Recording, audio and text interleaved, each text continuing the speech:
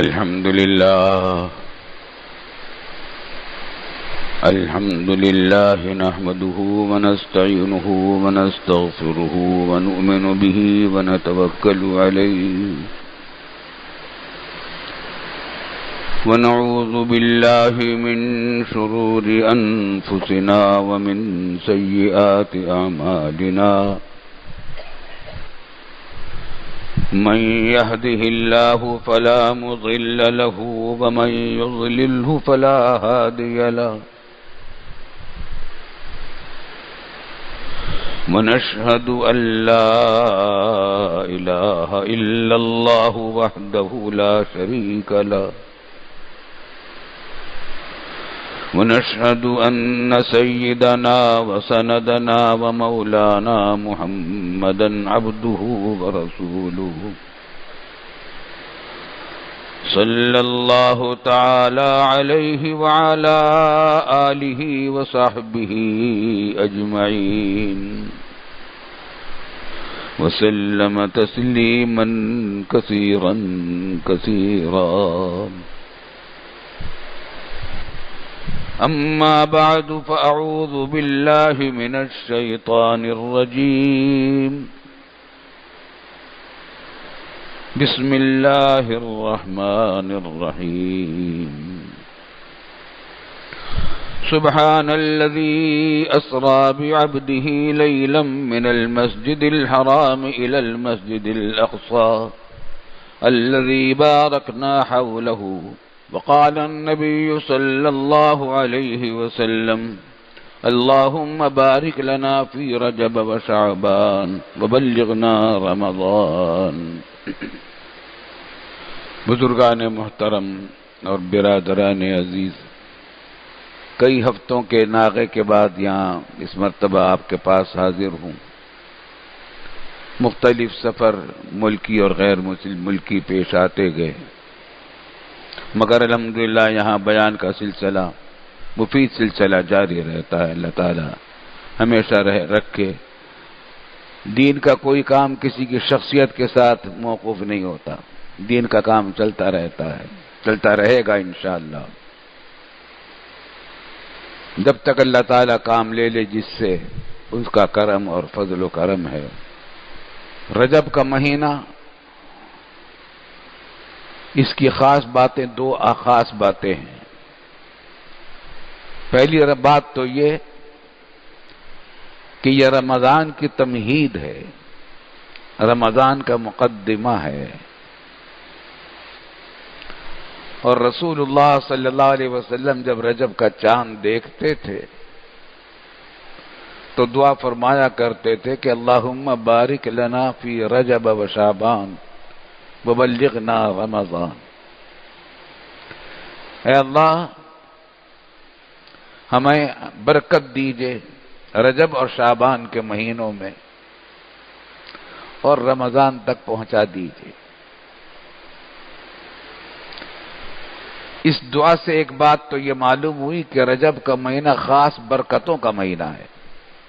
رسول اکرم صلی اللہ علیہ وسلم نے رجب اور شعبان دونوں مہینوں میں برکت کی دعا فرمائی ہے کہ ہمیں برکت دیجیے. تو امت کے لیے بابرکت مہینہ ہے یا رجب کا مہینہ، اور یہ دعا کرتے رہنا چاہیے. اللہم بارک لنا فی رجب و شعبان وبلغنا رمضان. رمضان جب تک آئے اس وقت تک یہ دعا کرتے رہنا چاہیے. رجب کا مہینہ بھی، شعبان کا مہینہ بھی تمہید ہے رمضان کی.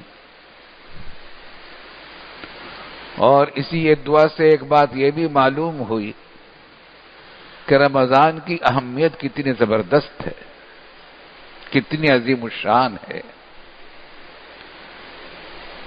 حضرت صلی اللہ علیہ وسلم یہ دعا کرتے تھے. عام حالات میں تو یہ دعا نہیں کرتے تھے کہ مزید زندہ رکھیے. جب رجب تک پہنچتے تھے دعا کرتے تھے کہ اللہ بلغنا رمضان، ہمیں رمضان تک زندہ رکھیے، تاکہ رجب اور شعبان کا مہینہ گزر کر جب رمضان آ جائے تو اس کی نعمتوں، اس کی برکتوں، اس کے فضائل، اس کی رحمتوں، اس کی مغفرتوں اور بخششوں سے مالا مال ہو سکے. یہ کون دعا کرتا ہے؟ رحمت للعالمین سید الانبیاء والآخرین، جن کے پچھلے سب گناہ کے بارے میں قرآن نے کہہ دیا کہ معاف ہیں سب کے سب، معصوم ہیں، ہر گناہ سے پاک ہیں، اور سید الاولین والآخرین ہیں۔ میدان حشر میں انہی کی سفارش سے سب کا کام چلے گا، ان کی سفارش کے بغیر کسی کا کام نہیں۔ اور آپ سے جنت کے وعدے ہیں، وہ بھی یہ دعا کر رہے ہیں، جنت کا دروازہ سب سے پہلے امت کے لیے خود حضور صلی اللہ علیہ وسلم کھولیں گے۔ استقبال اہل جنت کا اپنے حوض کوثر پر آپ اپنے خود فرمائیں گے۔ وہ بھی تمنا یہ کر رہے ہیں کہ رمضان مجھے بھی مل جائے، ایک اور رمضان مل جائے مجھے۔ کچھ تو بات ہے کہ رمضان کیا چیز ہے، عظیم الشان ہے۔ ہماری بھی یہ دعا اللہ تعالی ہمیں عافیت کے ساتھ رمضان تک زندہ رکھے اور رمضان کی برکتوں اور فضیلتوں سے مالا مال کرے، اور اس کی نعمتوں اور اس کے فرائض اور عبادتوں کی بھی توفیق عطا فرمائے۔ ایک بات تو بڑی اہم یہ ہے، اور دوسری ایک بات خاص جو اس مہینے کے ساتھ ہے، وہ معراج کا عظیم الشان واقعہ ہے، اور ایسا حیرتناک واقعہ ہے کہ تاریخ انسانی میں اس کی مثال مل نہیں سکتی، ہے ہی نہیں، ممکن نہیں۔ سبحان الذی اسری بعبدہ لیلا من المسجد الحرام الى المسجد الاقصى الذي باركنا حوله لنريه من آیاتنا انه هو السمیع البصیر۔ قرآن کریم نے 15واں پارہ اسی آیت سے شروع کیا ہے۔ سبحان الذی اسری بعبدہ لیلا من المسجد الحرام الى المسجد الاقصى، پاک ہے وہ ذات جو راتوں رات لے گئی اپنے بندے کو۔ کس کو؟ بندے کو، سب سے افضل بندے کو، یعنی رسول اکرم صلی اللہ علیہ وسلم کو لے گئی مسجد حرام سے مسجد اقصی تک، مکہ معظمہ سے شام تک، بیت المقدس تک، الی المسجد الاقصی الذی بارکنا حولہ لنریہ من آیاتنا، تاکہ ہم دکھائیں رسول اکرم صلی اللہ علیہ وسلم کو، اپنے اس بندے کو اپنی کچھ نشانیاں دکھائیں، کچھ نشانیاں دکھائیں۔ انہ هو السمیع البصیر، وہی سننے والا ہے، وہی بصارت والا ہے، بصیرت والا ہے۔ حیرتناک واقعہ ہے، اور اس میں صرف اتنے واقعے کا ذکر ہے جو اسراء تک ہوا، مکہ معظمہ سے بیت المقدس تک ہوا۔ براق بھیجا گیا، رسول اکرم صلی اللہ علیہ وسلم آرام فرما رہے تھے، سو رہے تھے اپنی چچزاد بہن کے گھر میں۔ چھت کھلی، جبریل امین اور ان کے ساتھ فرشتے آئے اور آپ کو اٹھا کر لے جا کر مسجد حرام میں حتیم کے اندر لٹا دیا، اور پھر وہاں سے آپ کو زمزم کے کنویں کے پاس لے جایا گیا، اور حیرتناک واقعہ وہاں پر بھی ایک یہ زبردست پیش آیا کہ آپ کے قلب مبارک کو آپ کا سینہ چیرا گیا، اور قلب مبارک باہر نکالا گیا، اس کو زمزم کے پانی سے، زمزم سے دھویا گیا، اور پھر دوبارہ وہیں لگا دیا گیا، اور پھر سی دیا گیا اس زخم کو۔ حضرت انس رضی اللہ عنہ جو اس وقت، وہ تو حضور صلی اللہ علیہ وسلم سے تو ان کو خدمت کا موقع ملا، ہجرت مدینہ کے بعد یہ واقعہ پیش آیا مکہ مکرمہ میں۔ وہ فرمایا کرتے تھے کہ میں حضور صلی اللہ علیہ وسلم کے سینے مبارک ہنسلی سے لے کر پیٹ کے نرم حصے تک اس سیون کا نشان میں دیکھتا تھا جو سیا گیا تھا آپ کے جلد مبارک کو، قلب کا. اب یہ قلب کے اندر یہ کارروائی کی گئی، اور یہ کارروائی ایک مرتبہ آپ کے بچپن میں کی گئی تھی، جب بنو سعد میں آپ زیر پرورش تھے حلیمہ سعدیہ رضی اللہ عنہا کے. ہم نے وہ جگہ دیکھی ہے بنو سعد میں جہاں یہ واقعہ پیش آیا تھا. اور تیسرا واقعہ اس وقت پیش آیا تھا قلب مبارک کو چاک کو نکال کر دھونے کا، جب آپ پر سب سے پہلی وحی نازل ہوئی غار حرا میں، اقرأ باسم ربک الذی خلق. پہلا واقعہ جو تھا بچپن میں وہ اس واسطے تھا تاکہ آپ کے قلب مبارک کو شیطانی اثرات سے محفوظ کر دیا جائے. اور غار حرا میں جو دوسری مرتبہ کیا گیا وہ اس واسطے کیا گیا تاکہ وحی کے ثقل کو، اس کی بھاری پن کو، اس کا وزن کو آپ کا قلب مبارک برداشت کر سکے. ثقل ہوتا تھا وحی میں، بھاری تھا، اللہ کا کلام تھا، اس کی طاقت ان کے اندر پیدا ہو جائے. اس کے باوجود بھی اتنا ہوتا تھا کہ جب بعد میں وحی آتی تھی، آپ اگر کسی اونٹ پر سوار ہیں تو اور وہی آنے لگے تو وہ اونٹ اس بوجھ کو برداشت نہیں کر سکتا تھا، بیٹھ جاتا تھا. ایک صحابی کہتے ہیں کہ ایک مرتبہ رسول اکرم صلی اللہ علیہ وسلم آرام فرما تھے، لیٹے ہوئے تھے، اور اپنا سر میری زانوں پر رکھا ہوا تھا. یہ آپ صلی اللہ علیہ وسلم کی شفقتیں تھیں اپنے صحابہ کرام کے ساتھ. تو فرماتے ہیں کہ وہی آنی شروع ہو گئی تو مجھے ایسا محسوس ہوا کہ میری ران کی ہڈی ٹوٹ جائے گی، ایسا وزن تھا اس کا. اس وزن کو برداشت کرنے کے لیے قلب مبارک کو باہر نکالا گیا، سینے کو چاک کر کے اس کو دھویا گیا اور لگایا گیا. اور تیسری مرتبہ یہ تھا کیونکہ ایک زبردست سفر، لمبا سفر شروع ہو رہا تھا، حیرت ناک، جس کی نظیر اس کائنات میں نہیں ملے گی آپ کو، کہ راتوں رات آپ کو لے جایا گیا اس رفتار کے ساتھ. چلو اس رفتار میں اب تو ہوائی جہاز بھی مکہ معظمہ سے شام تک، بیت المقدس تک 1.5-2 گھنٹے میں پہنچا دے گا. پھر دوسرا سفر جو یہاں سے شروع ہوا بیت المقدس سے، آسمانوں کا، 7 آسمانوں کا، پھر جنت کے مناظر بھی آپ کو دکھائے گئے، جنت بھی دکھلائی گئی، دوزخ بھی دکھلایا گیا، 7 آسمانوں کی آپ کو سیر کرائی گئی. وہاں انبیاء کرام علیہ السلام کی ملاقاتیں وہاں ہوئیں. حیرت ناک واقعات تھے. حیرت کی بات زبردست یہ تھی کہ اس رفتار کو کیسے برداشت کریں گے، رفتار کیسی ہے.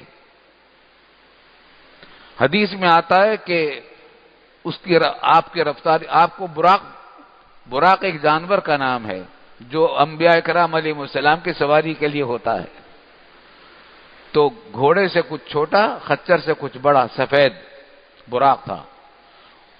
وہ لایا گیا تھا آپ کی سواری کے لیے، مکہ معظمہ سے اس میں لے جایا گیا. پھر وہاں سے اوپر کے آسمان سفر ہوا. تو اس کی رفتار یہ تھی کہ یضع حافرہ عند منتہی طرفہ، وہ اپنا قدم ڈالتا تھا جہاں اس کے نظر پہنچتی تھی. اس کی رفتار اس کے نظر کی برابر تھی. نظر کی رفتار کتنی ہے، جہاں نظر پہنچتی تھی وہاں قدم پہنچتا تھا. لیکن نظر کس رفتار کی تھی یہ نہیں کہ معلوم، اور معلوم ہو بھی نہیں سکتا. اس بات سے کہ اب تک سائنس عاجز آ گئی ہے. اس بات پر تو اتفاق ہے کہ حرکت کی کوئی مقدار، آخری حد رفتار کی متعین نہیں کی جا سکتی، دریافت ہی نہیں ہو سکی. زیادہ سے زیادہ رفتار جو دریافت ہوئی ہے وہ روشنی کی رفتار دریافت ہوئی ہے. کہ روشنی کی رفتار سائنسدانوں نے جو دریافت کی ہے یہ 1,36,000 میل فی سیکنڈ ہے. ایک سیکنڈ میں 1,36,000 میل سفر کرتی ہے روشنی. یہی وجہ ہے کہ جب آپ امریکہ سے بات کرتے ہیں ٹیلی فون پر تو تھوڑا سا وقفہ سیکنڈ کے کسی حصے کا بیچ میں آتا ہے، کیونکہ حالانکہ امریکہ ہمارے یہاں سے 1,36,000 کے فاصلے پر نہیں ہے، وہ تو صرف 12 لاکھ 50 لاکھ تقریباً نہیں، بلکہ اس سے بھی بہت کم ہے، آدھا فاصلہ ہے، لیکن پوری رفتار جو ہے روشنی کی 1,36,000 میل فی سیکنڈ ہے، لیکن ہو جاتی ہے۔ اور آپ صلی اللہ علیہ وسلم کی رفتار، اللہ اکبر، ایک آسمان سے دوسرے آسمان تک جتنا فاصلہ، اتنا ہی فاصلہ ہر آسمان سے دوسرے فاصلے تک آسمان تک ہے۔ یہی سمائے دنیا، دنیا کا جو آسمان ہے، اسی کے اندر لاتعداد کہکشائیں ہیں، ہر کہکشاں کے اندر لاتعداد نظام شمسی ہیں، سورج ہیں، ہر سورج کا ایک نظام شمسی، اس کے سیارے ہیں، ایک سورج ہمارا ہے، اس کے سیارے ہم بھی اس کا ایک سیارہ ہیں، دنیا بھی ہمارا اس کا ایک سیارہ ہے۔ ابھی تک ہمارے سورج کے سیاروں کی ابھی تک پوری تحقیق نہیں ہو سکی، مریخ اور مشتری تک پہنچنے کی کوشش کی، ابھی تک پہنچ نہیں پائے، اس کے تصویریں دور دور سے لی ہیں، زہرہ کی بھی کوشش کی، نہیں، کامیابی نہیں ہوئی، چاند تک پہنچے ہیں۔ ہم نے امریکہ کا وہ ادارہ اورلینڈو میں دیکھا ہے، فلکیات کا اور خلائی سفروں کا جو مرکز ہے اورلینڈو میں، فلکیات کا جو ادارہ ہے اورلینڈو میں، وہاں وہ چاند گاڑی بھی رکھی ہوئی ہے جو سب سے پہلے چاند پر پہنچی تھی، لیکن چاند تک پہنچے ہیں، اور چاند بیچارہ بہت ہمارا تابع زمین کے، کتنے سیارے ہیں سمائے دنیا کے، اب نئے نئے دریافت ہو رہے ہیں، پہلے 7 تھے، اب اور دریافت ہو گئے، اسی طرح کتنے اور سورج ہیں، ہر سورج کے نظام شمسی ہیں، اور ہر سورج پھر کہکشائیں ہیں، پھر دوسری کہکشاں، پھر تیسری کہکشاں، ایک سورج سے دوسرے سورج تک کئی ہزار میل نوری سال کا فاصلہ ہے۔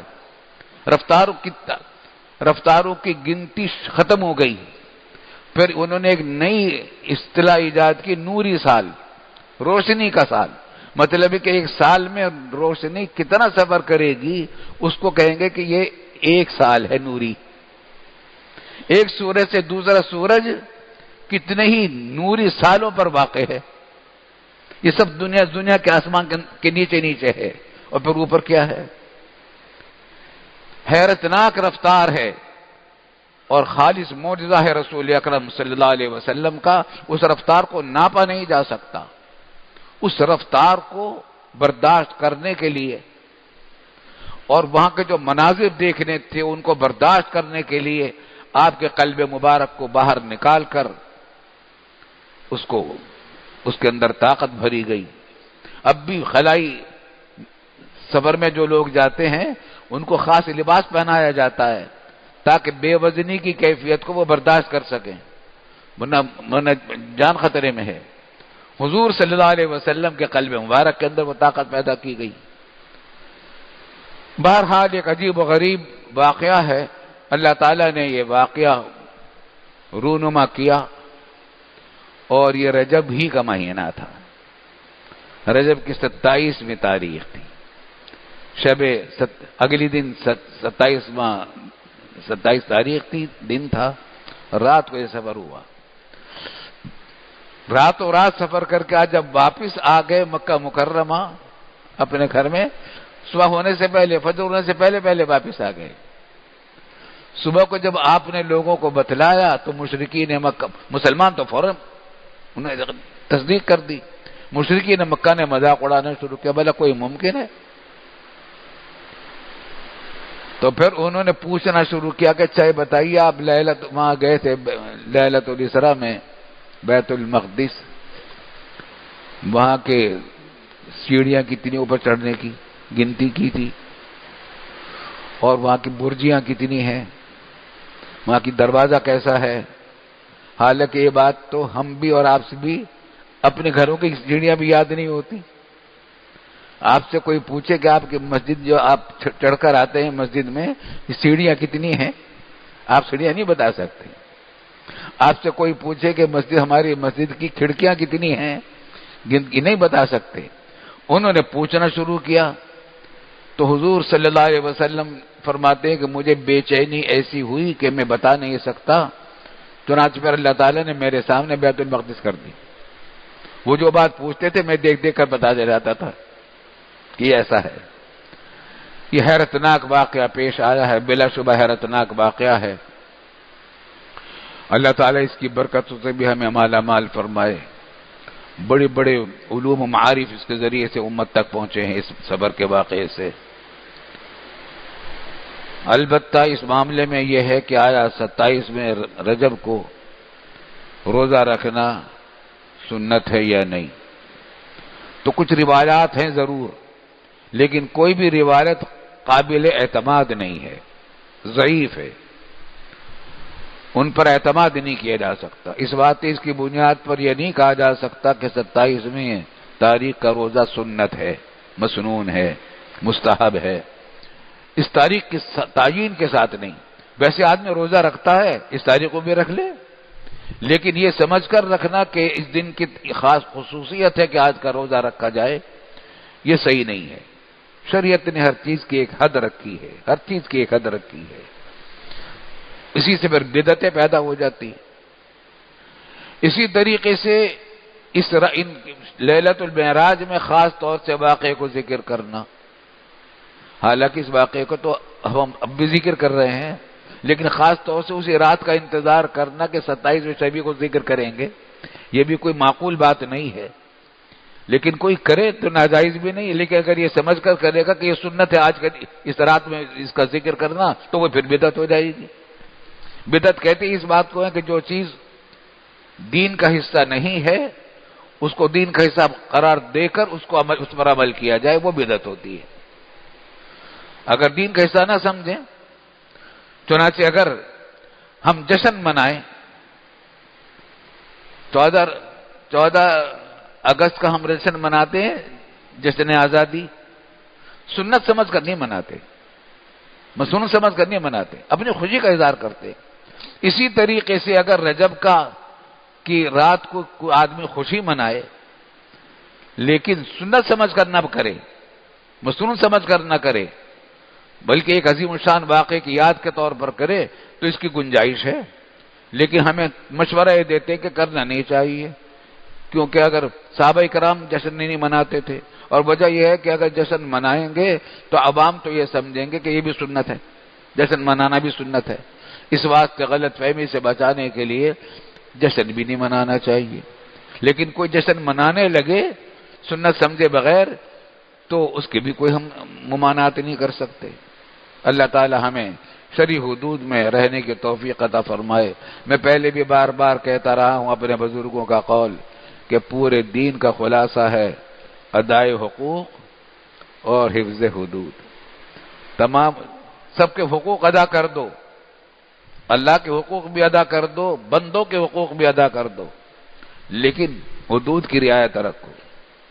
حفظ حدود، ہر چیز کی ایک حد ہے، اسلام میں کوئی چیز حد سے زیادہ نہیں، انتہا پسندی اسلام میں نہیں ہے، اسلام میں اعتدال اعلیٰ درجے کا اعتدال ہے، توازن ہے، انتہا پسندی اسلام میں نہیں۔ ہر چیز کی ایک حد ہے، آدمی نماز بھی پڑھے گا تو ایک حد میں پڑھے۔ رمضان نماز کتنی بڑی زبردست عبادت ہے، لیکن طلوع آفتاب کے وقت، زوال آفتاب کے وقت، غروب آفتاب کے وقت نماز نہیں پڑھو۔ روزہ کتنی زبردست عبادت ہے، لیکن عید کے دن کوئی روزہ رکھنا چاہے اجازت نہیں۔ رکوع میں قرآن کریم پڑھنا کتنی بڑی عبادت ہے، لیکن رکوع میں جا کر آدمی سبحان ربی العظیم کے بجائے قرآن کریم کی تلاوت کرے، یہ سنت کے خلاف ہے، طریقے کے خلاف ہے۔ ہر چیز کی ایک حد ہے، اسی طریقے سے خوشی منانے کی بھی ایک حد ہے۔ آپ خوشی منائیے، سنت سمجھ کر نہ منائیے، بلکہ دل چاہتا ہے کہ واقعہ پیش آیا تھا ہمارے رسول اکرم صلی اللہ علیہ وسلم کے ساتھ، تو کوئی جشن منائے تو فی نفسی تو ناجائز نہیں ہوگا یہ، لیکن ہم مشورہ یہ دیں گے کہ جشن نہ منایا جائے، کیونکہ عوام یہ سمجھیں گے کہ یہ سنت ہے۔ اللہ تعالی ہمیں اسلامی تمام تعلیمات کی حدود کی رعایت کی توفیق عطا فرمائے اور رمضان کی تیاری کی توفیق عطا فرمائے۔ یہ جو رمضان کا مسئلہ تیاری کا ہے اور دعا ہے، اس میں اس بات کا سبق بھی ہے کہ تیاری ابھی سے شروع کرو رمضان کی۔